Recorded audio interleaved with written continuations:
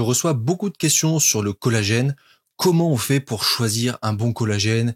Type 1, type 2, bovin, marin, hydrolysé, pas hydrolysé, en gélule, en poudre. Toutes ces questions-là, elles me reviennent très souvent. Donc je vais faire une vidéo pour les adresser toutes une à une. Comme ça, vous saurez exactement et parfaitement comment bien choisir votre collagène pour votre besoin.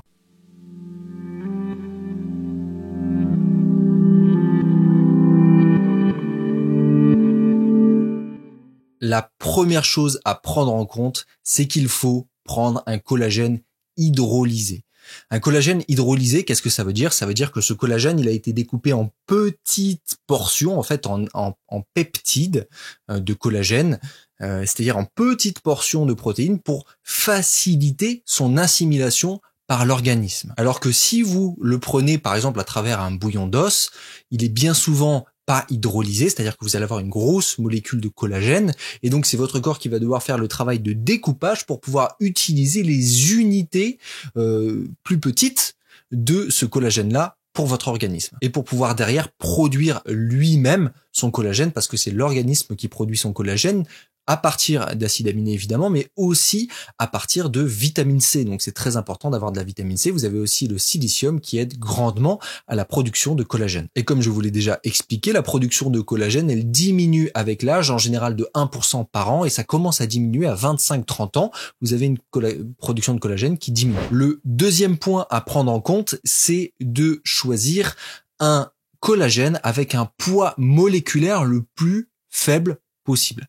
Qu'est-ce que ça veut dire? Ça veut dire que plus votre collagène, entre guillemets, a un poids moléculaire faible, plus il sera facilement assimilable par votre organisme. Et comment il est mesuré, ce poids moléculaire? Il est mesuré en Dalton. Généralement, lorsque vous avez un collagène hydrolysé, il est compris entre 2000 et 6000 Dalton. 2000, c'est un excellent poids moléculaire parce qu'il est relativement faible. Et de manière générale, le collagène marin a souvent un poids moléculaire plus faible que le collagène bovin. Maintenant, c'est quoi la différence du coup entre collagène marin et collagène bovin? En réalité, il y en a pas beaucoup, si ce n'est potentiellement le poids moléculaire et donc l'assimilation du collagène. Cependant, certaines études tendent à montrer que le collagène bovin serait plus intéressant pour ce qui est d'une action sur les os, d'une action sur les articulations aussi potentiellement, alors que le collagène marin serait plus intéressant pour ses propriétés au niveau de la peau, mais aussi au niveau des articulations. Personnellement, j'ai quand même tendance à penser que le collagène va avoir une fonction globale de collagène. Et donc, même si on peut retrouver dans certaines études certaines différences, j'en ai pas constaté en tout cas dans mon usage personnel. Maintenant, il y a aussi plusieurs types de collagène. Vous avez peut-être entendu parler du collagène de type 1, de type 2, de type 5, de type 10. Je vous ai fait une vidéo spécifique sur les différents types de collagène. Vous pouvez la retrouver juste ici si vous voulez en apprendre davantage. Mais je vais juste, dans cette vidéo, vous donner les deux grands types de collagène qu'on retrouve le plus et leurs fonctions. Le premier grand type qu'on retrouve, c'est un peu le type qui sert à tout, sauf au cartilage, c'est le type 1. Le collagène de type 1 va avoir une action spécifique sur la peau, sur les muscles, sur les tendons, sur les ligaments, sur les os, sur les ongles, sur les cheveux, mais ne va pas avoir d'action spécifique sur le cartilage. Alors que le collagène de type 2 va avoir une action spécifique et vraiment spécifique sur le cartilage, pas vraiment sur le reste. Donc si vous prenez du type 2, c'est essentiellement parce que vous avez une problématique articulaire. Si vous prenez, cartilagineuse, articulaire touchant le cartilage, et si jamais vous prenez du type 1, c'est pour tout le reste. C'est pour ça que si vous avez une problématique articulaire qui touche le cartilage, je recommande généralement de prendre des collagènes qui combinent, et en général c'est ceux qu'on retrouve, du type 1 et du type 2. Le type 1, ça peut pas vous faire de mal, et le type 2 aura une action spécifique sur le cartilage. Si jamais vous n'avez pas de problématique au niveau du cartilage, vous pouvez prendre simplement du type 1. Maintenant, est-ce qu'il existe un collagène végétarien? Je reçois parfois cette question-là, voire même végétalien. Je reçois aussi ces questions-là. J'ai fait une vidéo spécifique sur le sujet. Si vous voulez la voir, je vous la mets juste ici pour avoir plus de détails. Mais sinon, de manière générale, est-ce qu'il y a un collagène végétarien? Oui, c'est à base de coquille d'œuf. On va prendre la petite pellicule à l'intérieur de la coquille d'œuf et on va utiliser le collagène qui la constitue pour donner un collagène qui va être de qualité. Par contre, pour ce qui est des collagènes végétaliens, ça n'existe pas. Il n'y a pas de structure de collagène dans le monde végétal, dans le règne végétal. Donc non, les collagènes végétaliens, si vous en trouvez en ligne, c'est mensonger. On ne peut pas dire collagène végétalien ou collagène vegan, ça n'existe pas. Collagène végétal, c'est faux. Ça n'existe pas. Par contre, ce que l'on peut retrouver, ce sont des acides aminés qui vont mimer le vrai collagène, les acides aminés contenus dans le collagène, mais c'est tout ce que vous aurez, c'est-à-dire une structure protéique en acides aminés semblable à celle du collagène. Maintenant, est-ce que ça fonctionne aussi bien, moins bien? Personnellement, je n'ai pas de retour en ce sens-là, mais je crois fortement à une chose, c'est en l'information. Je crois que dans chaque élément, il y a des informations imbriquées. Donc, quand on prend des acides aminés issus du collagène, ces acides aminés vont avoir à l'intérieur d'eux l'information qu'ils sont utiles pour la production de collagène, pour le collagène.